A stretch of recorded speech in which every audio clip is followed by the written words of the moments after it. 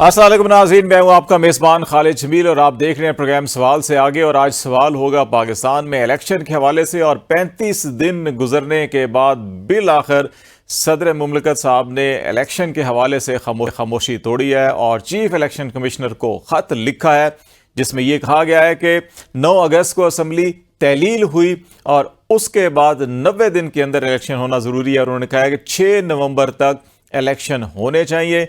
अब election commission of Pakistan की ये राय है कि मरदमशुमारी के नताइज बाज़ाब्ता तौर के ऊपर मंजूर करके नोटिफिकेशन किया गया है 7 अगस्त को, तो इसलिए हल्का बंदियां होनी है। जबकि चारों सूबाई जो केयर टेकर लॉ मिनिस्टर और care taker federal law minister हैं, उनकी भी राय है कि पूरे मुल्क के अंदर एक दफ़ा इलेक्शन होना चाहिए, हम आंगी होनी चाहिए। तो इस तनाजुर में सदर पाकिस्तान ने चीफ इलेक्शन कमिश्नर को कहा है कि मुल्क भर में 6 नवंबर से पहले कोई भी एक तारीख जो है कि वो हो, पूरे मुल्क में एक साथ इलेक्शन हो। और ये जो मामला इलेक्शन एक्ट में कुछ तरमीम हुई और कुछ जो मरदमशुमारी के नताइज के ऐलान के बाद इबहम पैदा हुआ है, इस सिलसिले में सुप्रीम कोर्ट या हायर जुडिशरी का वर्ड इस्तेमाल किया गया, उससे रहनुमाई हासिल कर ली जाए। तो ये सूरत हाल इस वक्त पाकिस्तान के अंदर है। और दूसरी तरफ शहबाज साहब जो पाकिस्तान मुस्लिम लीग नून के सदर और साबिक प्राइम मिनिस्टर हैं, उन्होंने लंदन में मियां नवाज शरीफ साहब के साथ खड़े होकर यह अनाउंस किया कि 21 अक्टूबर को नवाज शरीफ साहब वतन वापस आएंगे और अमली तौर के ऊपर जो कंपेन होगी इलेक्शन की उसको वो लीड करेंगे खुद। तो अब ये मामला जो है कि संजीदा होता हुआ दिखाई दे रहा है कि इंतखाबात के हवाले से कुछ न कुछ पेशरफ्त हो रही है। और एक जो गैर यकीनी सूरत हाल थी पिछले 35 दिनों से कि इलेक्शन होंगे नहीं होंगे कब होंगे, उसमें एटलीस्ट थोड़ी सी जो है कि पेशरफ्त हुई है। इसी मौजू पे आज हम बात करेंगे और हमें अभी सबसे पहले ज्वाइन कर रहे हैं पाकिस्तान मुस्लिम लीग नून के सेनेटर जावेद अब्बासी साहब, उनसे हम बातचीत करेंगे और बातचीत को आगे बढ़ाएंगे। जावेद साहब, बहुत शुक्रिया प्रोग्राम में ज्वाइन करने का। ये बताइएगा कि सबसे पहले तो जो प्रेसिडेंट ने खत लिखा है इलेक्शन कमीशन ऑफ पाकिस्तान को, आप अपनी जाती भी और आपकी जमात की राय इस सिलसिले में क्या है?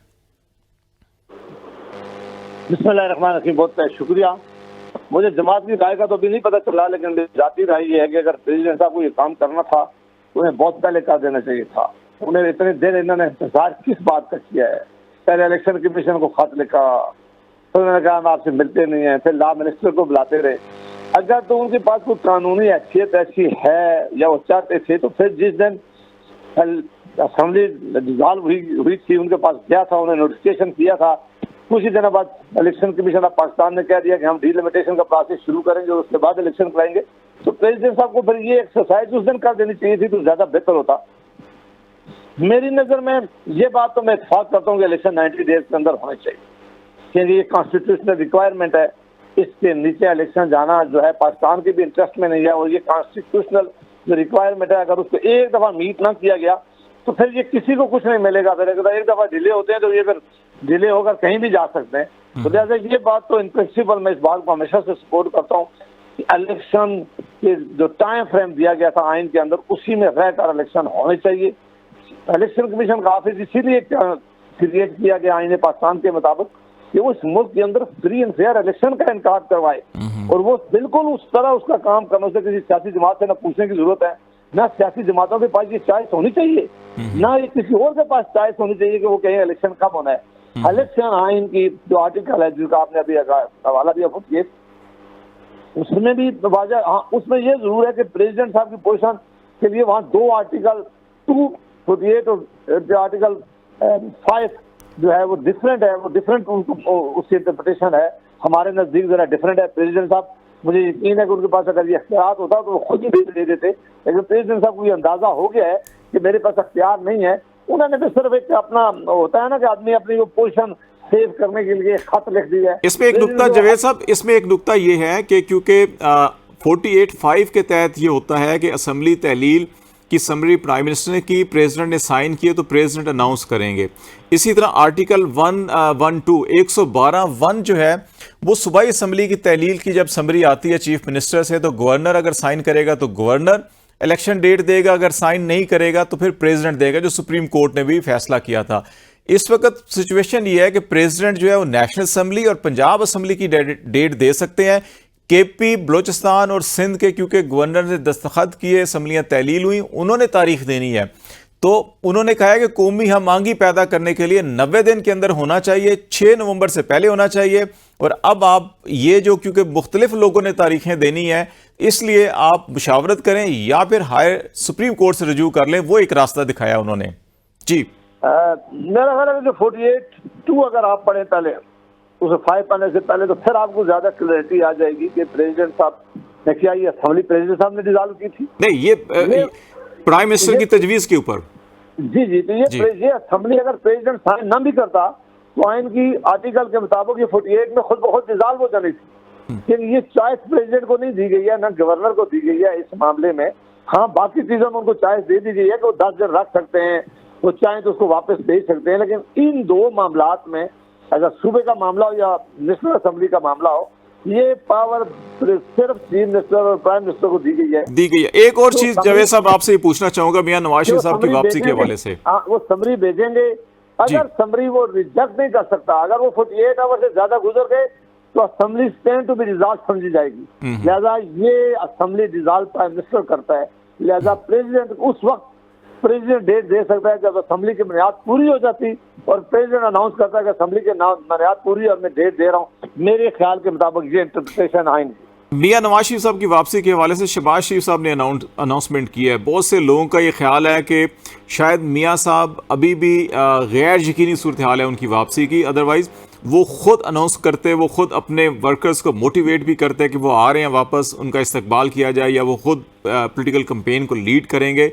इससे पहले 15 अक्टूबर, सितंबर की, 14 अगस्त की बहुत सी तारीखें दी गई थी। तो आपका क्या ख्याल है कि इस दफ़ा तैयारी मुकम्मल है वापसी की और लीड करेंगे, और जो उनके यहाँ पे कॉन्स्टिट्यूशनल लीगल इश्यूज भी हैं कुछ, उनको फेस करेंगे? देखिए, शहबाज शरीफ साहब इस मुल्क के, इस पार्टी के प्रेसिडेंट भी हैं और प्राइम मिनिस्टर हैं इस मुल्क के, वो बड़े सीनियर लीडर हैं, जमात को इस वक्त वो लीड कर रहे हैं। तो अगर उन्होंने ये कहा है कि मियाँ साहब आ रहे हैं, और चूंकि मियाँ साहब उसके साथ खड़े थे, तो इसमें अब कोई अभाम बाकी नहीं बचा। अगर मियाँ साहब ना भी खड़े होते तो फिर भी कोई बात सोची जा सकती थी।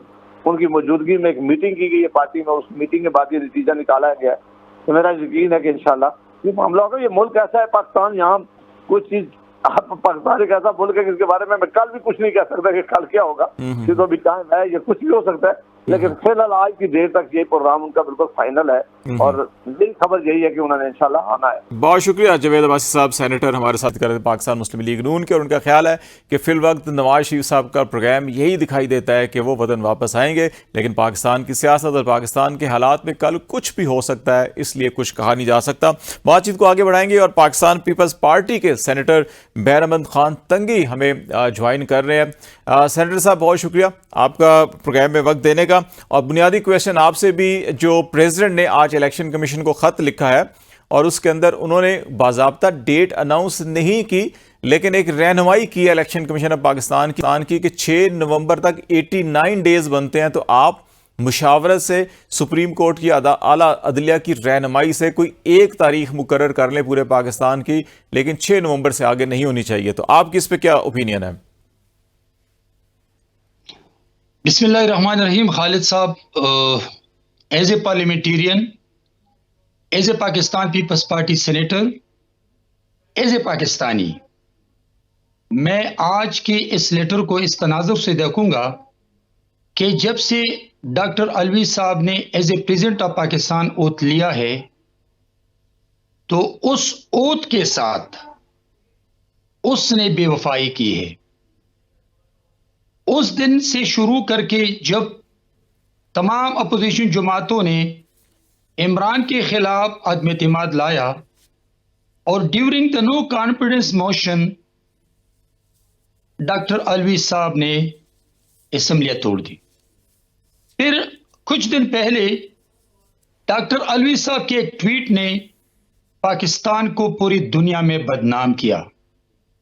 आज इस लेटर ने एक दफा फिर पाकिस्तान की 24 करोड़ अवाम फिर तज़ब्ज़ुब का शिकार बना दिया, इसलिए कि जब उस दिन उनको लॉ मिनिस्ट्री की तरफ से उनके साथ मीटिंग करके उनको बताया गया कि इलेक्शन की अनाउंसमेंट इलेक्शन कमीशन का काम है, आज इस लेटर से ये मैसेज चला गया कि ना मैं अनाउंसमेंट कर सकता हूं और मैं कौम को भी mentally, physically, professionally, politically torture करूं।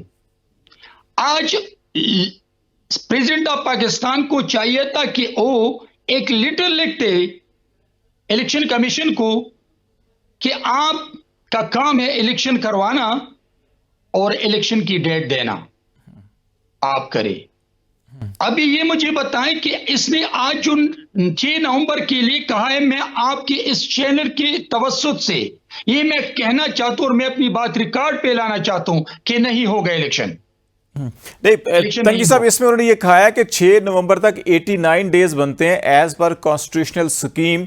तो आप मुल्क भर में एक दिन, क्योंकि अभी मैं जावेद अब्बासी साहब से बात कर रहा था, इस वक्त मसला ये नहीं है कि एक साथ असम्बलियों ने मुद्दत कंप्लीट नहीं की, मुख्तलिफ दिनों के अंदर मुख्तलिफ असम्बलियों में चीफ मिनिस्टर, प्राइम मिनिस्टर ने एडवाइस किया तहलील करने के लिए, और एक जगह प्रेसिडेंट और बाकी जगह पे गवर्नर ने दस्तखत किए।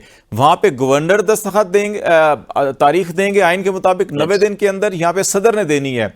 तो एक दिन मुकर्रर करने के लिए पूरे मुल्क में एक ही साथ उस सिलसिले में कहा कि 6 नवंबर से आगे नहीं जाना चाहिए और बाकी आप जो है मुशावरत से तय कर लें। तो मेरा ख्याल है इसमें तो गाइडेंस कर रहे हैं वो। क्या जरूरत है इस लेटर की?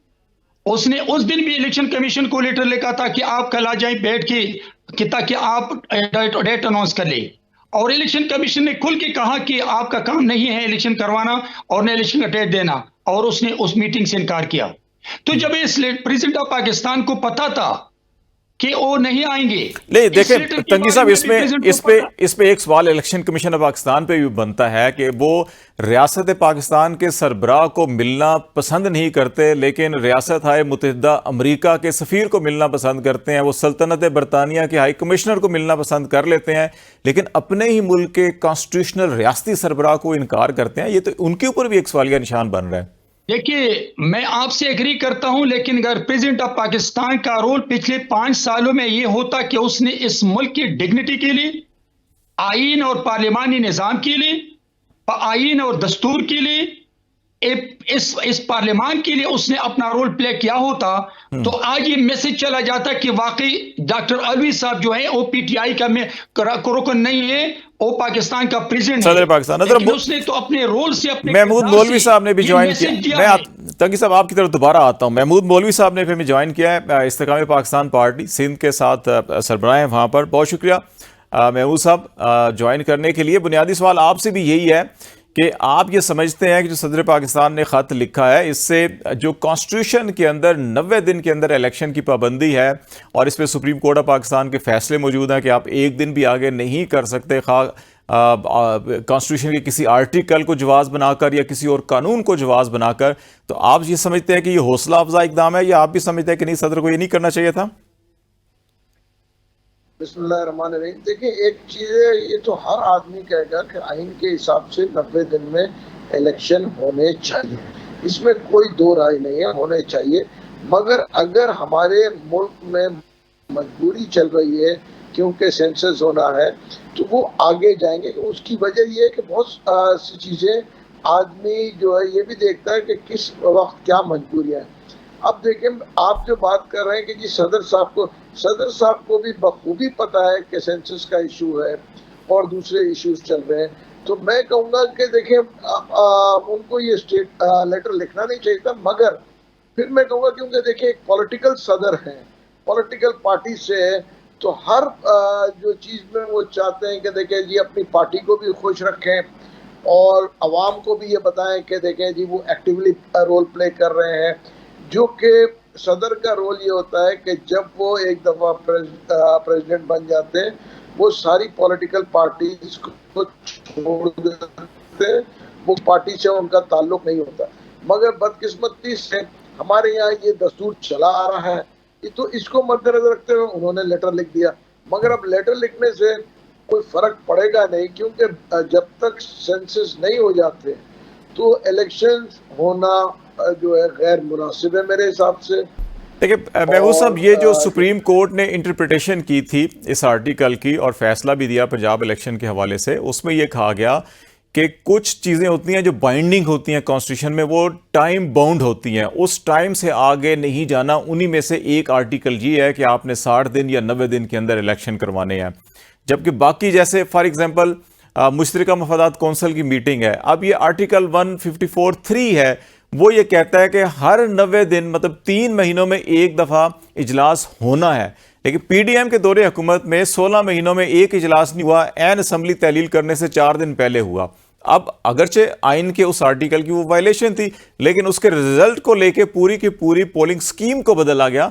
इस नुक्ते के ऊपर बेसिकली वो सारा ये भाम और ये सारा कन्फ्यूजन पैदा हुआ कि ये मामला जो रिजल्ट्स मार्च अप्रैल के अंदर तैयार थे, वेबसाइट पे अवेलेबल थे, जारी कर दिए गए थे, फिर 4 महीने क्यों लगाए गए उसको मंजूर करने के लिए? शायद इसीलिए कि इलेक्शन को जानबूझ के डिले किया जाए। ये इंटेंशंस को बेसिकली क्वेश्चन किया जा रहा है इसमें।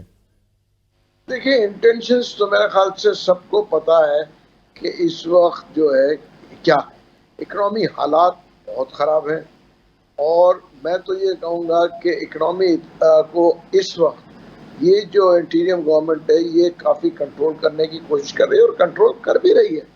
और आप ये देखें ना, स्टेबिलिटी आ रही है, हम इसको क्यों अनस्टेबल करना चाहते हैं? आज डॉलर 330-40 से तक ऊपर गया था, आज 298 में और 299 में ट्रेड हो रहा है। तो ये बड़ी खुशाइन बात है। चीज़ों को देखिए, अवाम को इससे गर्ज नहीं है कि देखे कौन आता है और कौन नहीं आता है। अवाम को गर्ज है कि उनके मसाइल कौन हल कर रहा है। उनकी मसाइल क्या है? महंगाई उनकी मसाइल है, और अनस्टेबिलिटी उनके मसाइल है। रोटी, कपड़ा, मकान, बिजली अगर जो है ये उनके मसाइल है। इसके ऊपर हमें बात करनी चाहिए। हम अभी तक लगे हुए हैं, हम अनस्टेबल कर करके मुल्क की इकोनॉमी को तबाह कर करके महमूद साहब, अगर मुल्क में देखिए मुल्क का तमाम निज़ाम नज़्म नस्क जो है वो सबसे पहले आयन, उसके बाद कवानीन, और फिर उसके बाद जो रूल्स ऑफ बिजनेस होते हैं उनके तहत चलते हैं। चाहे होर्डिंग हो, ज़ख़ीरा अंदोज़ी हो, स्मगलिंग हो, वो भी तो किसी ज़ाब्ते कानून के तहत उसके ऊपर एक्शन लिया जा रहा होता है ना। लेकिन जब हम कानून या आयन को उठा के रद्दी की टोकरी में फेंक दें और कहेंगे कि हम अवाम के मसाइल हल करने जा रहे हैं और आयन को हम कहीं और रख दें, तो ये तो फिर जमहूरी हुकूमतों में और फिर डिक्टेटरशिप में तो कोई फ़र्क नहीं रहेगा। फिर तो अगर जमहूरी जमातें ये कहती हैं कि आइन को एक साइड पे करें और अवाम पे फोकस करें, तो मेरा ख्याल है चिप तंगी साहब आपकी तरफ भी आता हूं। मैंने आपका इशारा देख लिया, महमूद साहब से कमेंट ले लूं, फिर इसी सवाल पे आपकी तरफ आ जाता हूं। देखिए, मेरा नजरिया ये है कि अवाम पहले है, ठीक है ना, और बाकी सब चीज़ें बाद में हैं। और ये भी मैं आपको बता दूं कि जिसको आप कहते हैं आमरीत, ठीक है ना, आमरीत के दौर में मुल्क ने काफ़ी तरक्की की। अयूब खान का दौर भी मैं देख चुका हूँ, मुल्क की सारी इंडस्ट्रीज वहाँ लगी। और ज़ियाउल हक साहब के दौर था, उनके भी दौर में असल में होता ये है, अगर 2-3 साल के शुरू के जितनी जो मार्शल लॉज आए या बहुत अच्छे रहे, लेकिन जब वो ना मार्शल लॉ एडमिनिस्ट्रेटर रहे और वो पॉलिटिशियन में अपने आप को तब्दील करने गए, तो खराबियां बहुत पैदा हो गई। तंगी साहब की तरफ आते हैं कि महमूद साहब का एक ख्याल है कि जो आमरीत होती है उसमें तरक्की हुई, खुशहाली हुई, और अवाम तरजीह होनी चाहिए, कानून या आयन जो है कि फिलहाल इसके ऊपर नहीं है। तंगी साहब, आपका क्या पॉइंट ऑफ व्यू? आप उस वक्त कुछ कहना भी चाह रहे थे इस पर। नहीं, देखिए मेरी बात सुने, मैं एक डेमोक्रेट हूं और मैंने जमहूरियत के लिए 44 ईयर स्ट्रगल की है। मैंने 1980 से अपनी पॉलिटिकल कैरियर शुरू किए पीपल्स फेडरेशन से, और 38 साल के बाद अल्लाह रब्बुल इज़्ज़त ने और जरदारी साहब ने मुझे सेनेटर बनाया, और 5 साल से मैं पार्लियामान के अंदर इदारों के लिए, इस मुल्क के लिए, अपाजी पाकिस्तान के लिए, इंस्टीट्यूशंस के लिए और पार्लियामान और डेमोक्रेटिक प्रोसेस के लिए अपना रोल प्ले कर रहा हूँ। जहां तक डिक्टेटरशिप है तो I think this is not acceptable. Democratic process में आपको और मुझे आज़ादी मिली है, लेकिन हमारी जिम्मेदारी का तयन भी है, और उन जिम्मेदारी के अंदर हमने रह के एज ए पार्लियामेंटेरियन मुझे अपना रोल प्ले करना है, और एज ए एंकर आपने अपना रोल प्ले करना है। तो मेरे ख्याल में पाकिस्तान और अवाम का जो फायदा है वो जमहूरियत से है और मजबूत पार्लिमानी निज़ाम के साथ है, जिसके लिए पीपल्स पार्टी ने बहुत बड़ी स्ट्रगल की है, जिसके लिए मेरी शहीद बीबी ने अपनी जान की कुर्बानी दी है, हजारों वर्करों ने अपनी जानों की कुर्बानी दी है, ताकि इस मुल्क में मजबूत जमहूरियत हो, मजबूत पार्लिमानी निज़ाम हो। तो मैं तो एग्री नहीं करता हूं, लेकिन एक बात, मैंने आपकी बात सुनी, मैं आपको जवाब देना चाहता हूं। अगर आज इसको डिस्कोज ने डिस्कनेक्शन शुरू की, रिकवरी शुरू की, तो ये मुझे बताएं कि यो भी तो आइन के दायरे में अपने डोमेन के अंदर ये सब कुछ कर रहा है। ये तो नहीं है कि निगरान सेटअप है तो निगरान सेटअप में डिस्कोर्स को ये इख्तियार नहीं है कि वो डिस्कनेक्शन न करे, रिकवरी न करे, चोरों को न पकड़े। आज अगर डॉलर चोर, लैंड माफिया, चीनी चोर, स्मगलर्स, दहशतगर्दों के खिलाफ एक्शन लिया जा रहा है, तो इट मींस इसका मतलब हरगिज ये नहीं है कि केयरटेकर हुकूमतें तो ये न करे, इलेक्टेड बॉडीज की तरफ, इलेक्टेड बॉडीज के इंतजार करे फिर करे। महमूद साहब, आप इस वक्त जो है कि क्या समझते हैं कि अगर सदर भी तारीख के हवाले से कुछ ना करें, इलेक्शन कमीशन भी बिल्कुल खामोश बैठा है, तो यहां से फिर आगे हम कैसे बढ़ सकते हैं?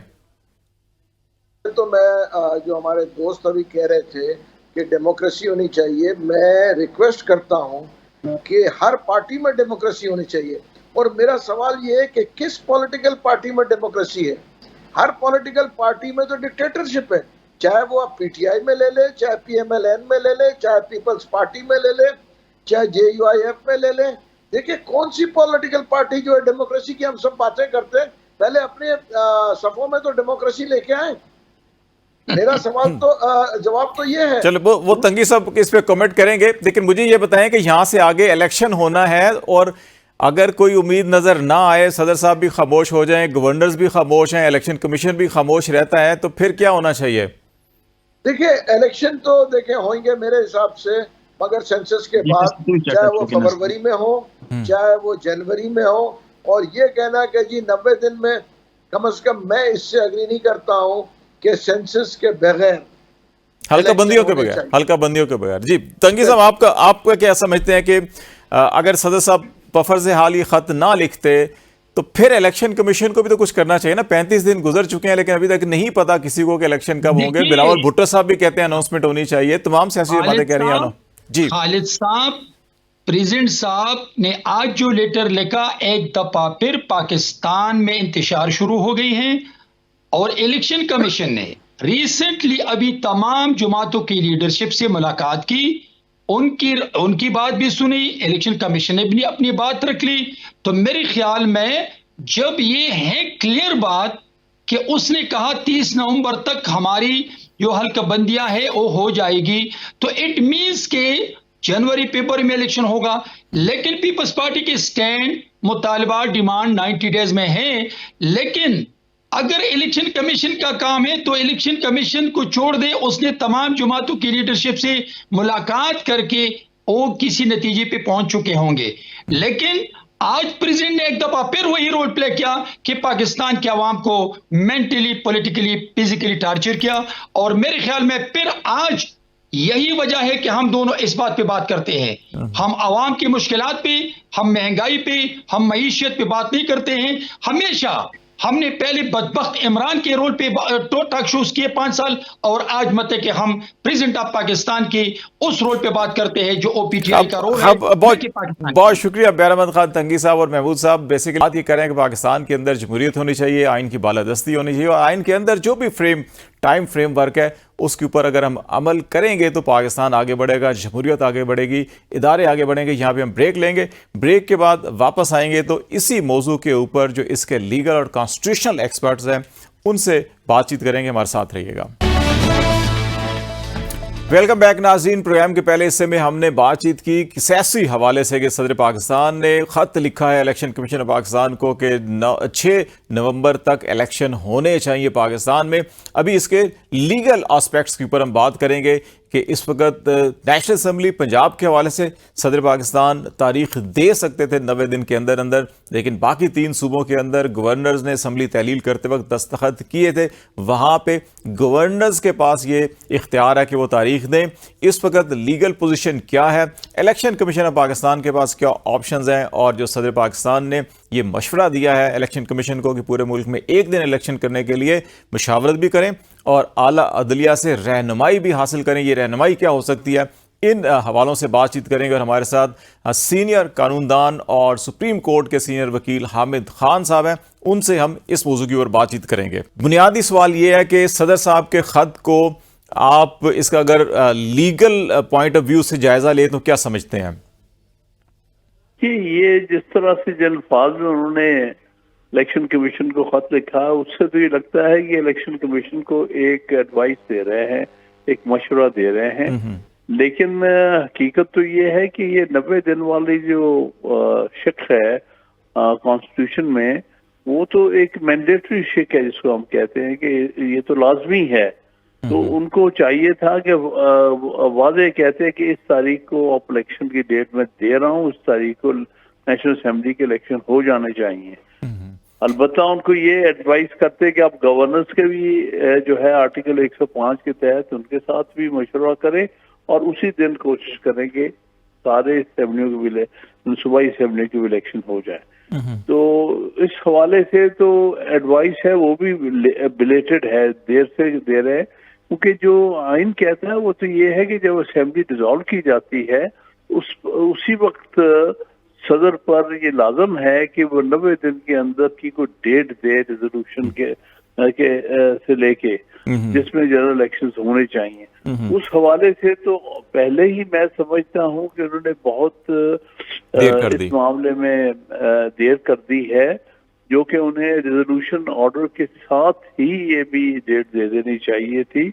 उसकी वजह से एक अफहाम पैदा हुआ है। आज रेजोल्यूशन से तकरीबन को 35 दिन हो चुके हैं, तो 90 दिन में से 35 दिन तो पहले ही गुजर चुके हैं, तो 55 दिन रह गए और इलेक्शन प्रोसेस के लिए 54 दिन जरूरी होते हैं। तो आज लास्ट डे है एटलीस्ट एक किस्म का, एक तरह से। हाँ, तकरीबन, बिल्कुल। अच्छा सर, एक और चीज़ आपसे पूछना चाहूँगा कि 48(5) का आप हवाला दे रहे थे कॉन्स्टिट्यूशन का, जिसमें सदर साहब ने ये मैंडेटरी होता है कि आप जब भी असम्बली तहलील करेंगे, साइन करेंगे तो ये डेट देंगे। इसी तरह 112(1) है सूबाई असम्बली के हवाले से, अगर सूबाई असम्बली तहलील होती है तो गवर्नर ने फिर डेट देना होती है, जिसकी पंजाब इलेक्शन के हवाले से सुप्रीम कोर्ट के फैसले के अंदर भी इसकी बड़ी तफसील के साथ उन्होंने तशरीह की है सुप्रीम कोर्ट ने। अगर सदर साहब जो है कि नेशनल असम्बली और पंजाब की दे सकते थे, पंजाब के क्योंकि गवर्नर ने नहीं दस्तखत किए थे, बाकी 3 सूबे रह जाते, तो फिर वो लॉ मिनिस्टर्स का एक इजलास हुआ। चारों सूबाई जो केयर टेकर लॉ मिनिस्टर हैं और फेडरल मिनिस्टर हैं, उन्होंने एक स्टेटमेंट जारी किया था आज सुबह। उससे अंदाज़ा हो रहा था कि शायद वो ऐवान सदर के लिए ही जारी किया गया, और जिसमें ये कहा गया सिक्योरिटी के इश्यूज होंगे, फंड्स का इशू होगा, जो पहले ही इसके इलेक्शन में कहा जाता पंजाब के। और फिर एक और चीज़ कही गई जी कि एक वफाकी फेडरेशन की सतह पे हमांगी मुफाहमत के लिए एक तारीख होनी चाहिए। तो प्रेसिडेंट ने भी वही लाइन लिया है जो लॉ मिनिस्टर्स ने ली है। तो आप इस स्टेज पे आके अब इलेक्शन कमीशन और सुप्रीम कोर्ट का रोल क्या बनेगा? सदर साहब ने तो चले अपने एंड से मामला ख़त्म कर दिया।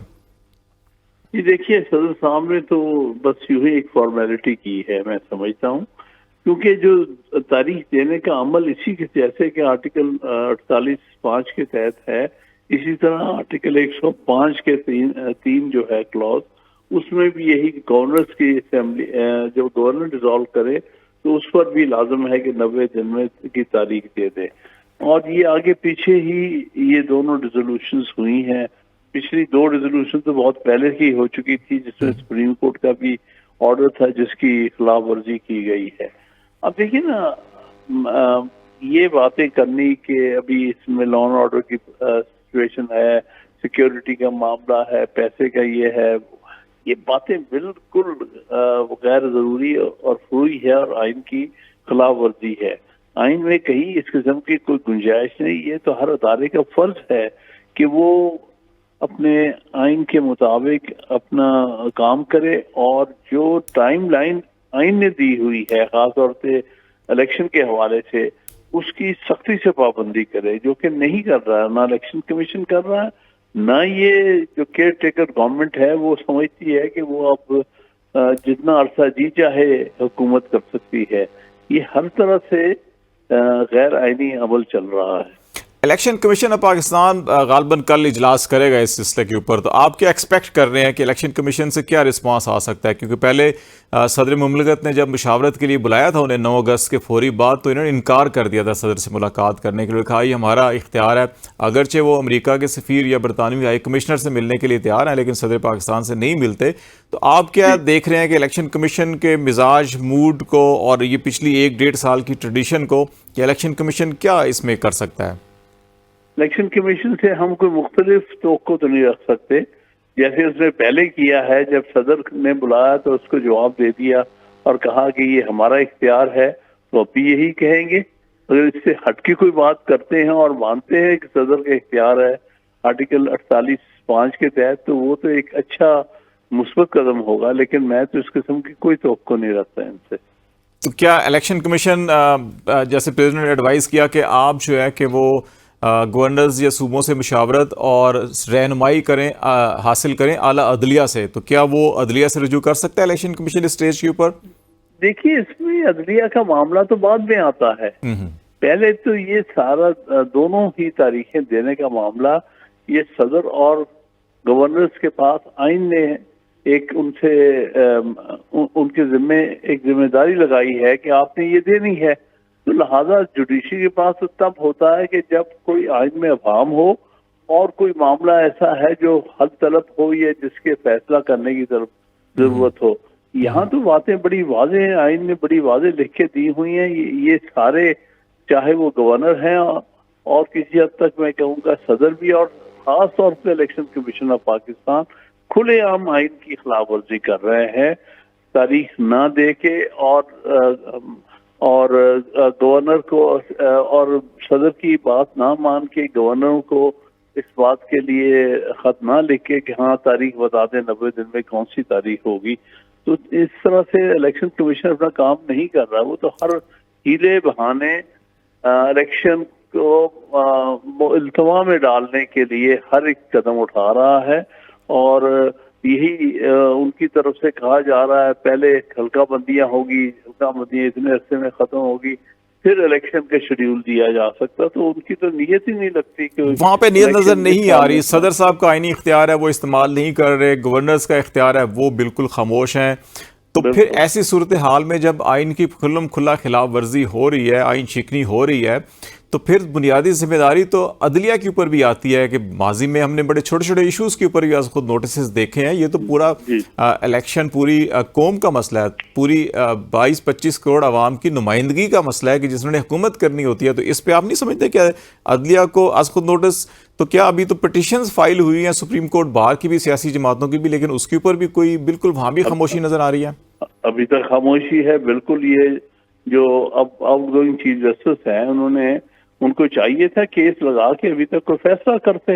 उनका टाइम कौन सा रह गया? 90 दिन के सामने से हमने पहले बात की है, 35 दिन तो गुजर गए हैं। तो इस मामले को इल्तवा में तो डाला ही नहीं जा सकता था। सुप्रीम कोर्ट को उन पिटिशंस को फिर फॉर फिक्स करके उसके ऊपर फैसला करना चाहिए था, लेकिन वहां पर भी यही लगता है कि कोई खामोशी है और सुस्त रवि है।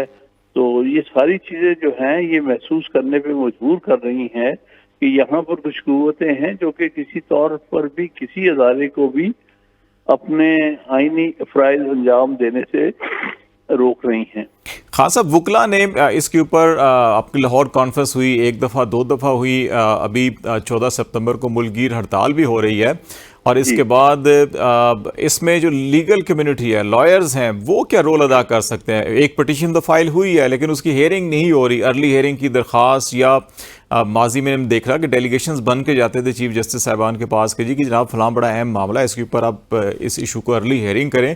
तो इस किस्म की भी कोई पेशरफ्त हो सकती है, या वकीलों ही पे उम्मीद ज़्यादा लोगों की आ रही है? सियासी जमातें तो बिल्कुल इस वक्त आधी से ज़्यादा तो हमायत कर रही हैं सारे अमल की। बिल्कुल सही है। वकला तो अपने कोशिश कर रहे हैं। 7 तारीख को जो वकला ने बहुत बड़ा कन्वेंशन किया, उसका मकसद ही ये था, ये बताने को कि आइन पर अमल दरामद किया जाए और लोगों के इंसानी हकूक वगैरह उनकी पामाली होने से रोका जाए। और उसमें जो सबसे बड़ा फर्ज है, उसमें हमारी अदलिया भी आ जाती है, मुकदमा भी, सबका फर्ज है कि वो आइन को प्रोटेक्ट, प्रिजर्व और डिफेंड करें। तो ये उनका बुनियादी फर्ज है जिसकी ओथ उन्होंने ली हुई है। ये सारे के सारे ही मैं ये कहूँगा कि अपनी जो ओथ है उससे गाफिल नजर आ रहे हैं। ये अफसोसनाक बात है। वकला तो इस मामले में अपनी पूरी तवानाई इसी पर लगाएंगे और कोशिश कर रहे हैं कि मामलात को आइन के तहत इसको हल किया जाए।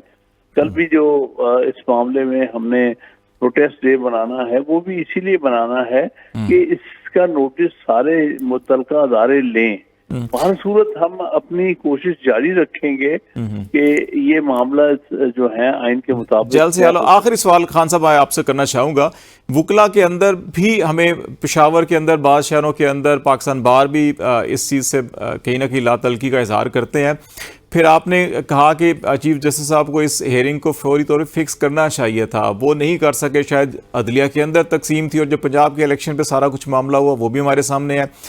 अभी नए चीफ जस्टिस 17 सितंबर को आ जाएंगे, तो आप इस सारी माहौल को देखते हुए, और काजी फाइज साहब ने एक स्टैंड लिया हुआ था अपना, उस तनाजुर के अंदर उनसे क्या तवक्को कर रहे हैं सारी सूरत हाल के अंदर, जहाँ पे हमें पाकिस्तान एक बेआइन सरजमीन नज़र आ रहा है और कानून की लाकानूनियत की हदूद जो है वो क्रॉस हो चुके हैं, तो उनसे आप क्या एक्सपेक्ट कर रहे हैं कि क्या इस सिचुएशन के अंदर कर सकते हैं वो?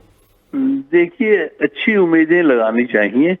अब नए चीफ जस्टिस आएंगे, उन्होंने हमेशा वजाहत तो यही कहा है कि मैं आइन के तहत सख्ती से उस पर अमल दरामद करूंगा और कराऊंगा। अब ये कहते हैं ना, वक्त बताएगा 17 के बाद कि वो इस मामले में किस हद तक दिलचस्पी लेते हैं, किस हद तक उस पर पाबंदी करते हैं और पाबंदी करने पे मजबूर करते हैं।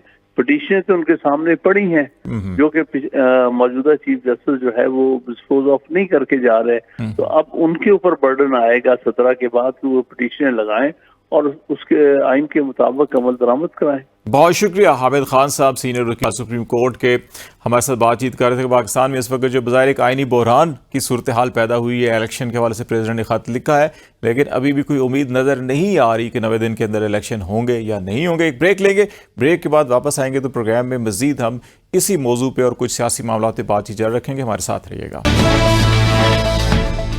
वेलकम बैक नाज़रीन। प्रोग्राम के इस हिस्से में बातचीत करेंगे नवाज शरीफ साहब की वापसी के हवाले से 21 अक्टूबर की तारीख का ऐलान किया है और सदर मुमलिकत ने कौमी असम्बली के इंतखाबात के हवाले से 6 नवंबर की तारीख तजवीज़ की है। ताहम उन्होंने इलेक्शन कमीशन ऑफ पाकिस्तान को ये कहा है कि कौमी असम्बली और सूबों में एक साथ इंतखाबात होने चाहिए। सूबाई असम्बलियाँ तहलील हुई, वहाँ पे गवर्नर ने दस्तखत किए।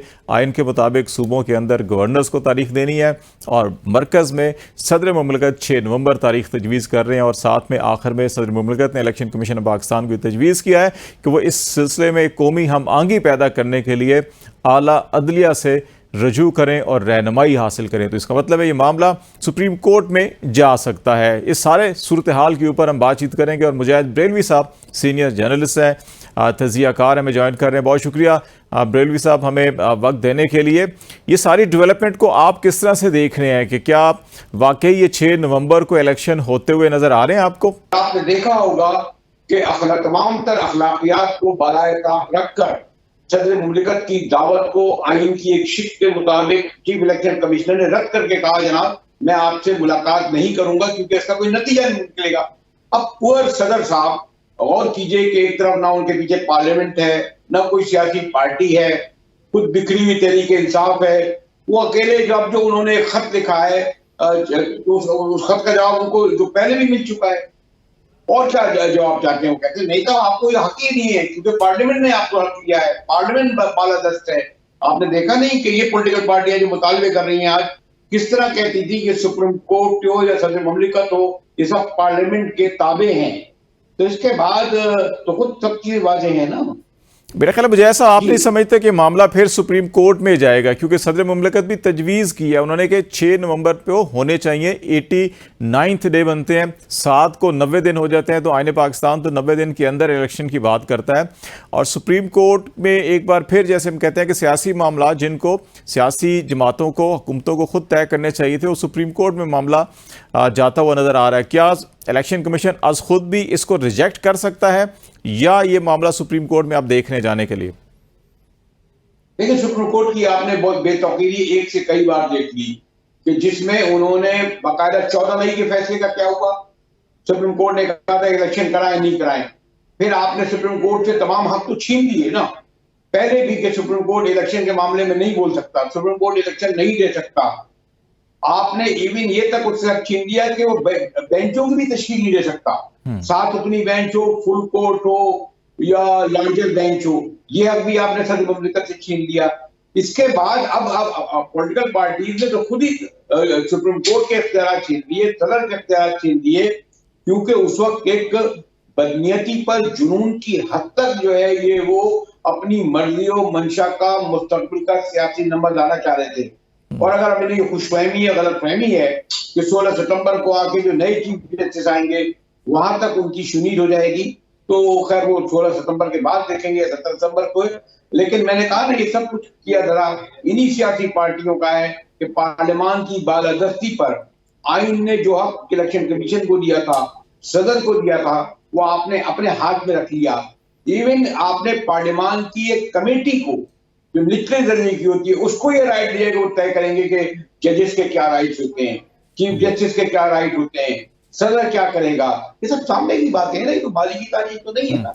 आप समझते हैं कि सदर पाकिस्तान ने भी एक हतमी फैसला या अनाउंसमेंट की बजाय उन्होंने ये एक तजवीज़ के तर्ज के ऊपर ये ख़त भेजा है इलेक्शन कमीशन ऑफ पाकिस्तान को। शायद उन्होंने भी इस सारी दबाव की सूरत हाल के अंदर एक दरमियानी रास्ता निकालने की कोशिश की है ताकि वो खुद भी अपने आप को ज़रा बचा सकें। पिछले 2 दिनों के अंदर उनके ऊपर काफ़ी तनकीद की जा रही थी जब से ये खबरें आ रही थी कि सदर अनाउंस कर सकते हैं डेट। तो ये समझते हैं कि बेहतर रास्ता है कि इसमें तमाम सूबों को ऑन बोर्ड लेकर फिर एक कानूनी रास्ते के जरिए फैसला किया जा सके। देखिए, एक तो ये हकीकत है ना कि हमारे यहाँ सदर मुमलिकत का ओहदा जो है भले कितना ही सेरेमोनियल हो, लेकिन वो ताबे होता है इन पॉलिटिकल जो जिस पार्टी का होता है। अलवी साहब भी जो है भारत तहरीक इंसाफ के सदर थे ना, जमा पार जाते थे ना, खून सुनते थे ना।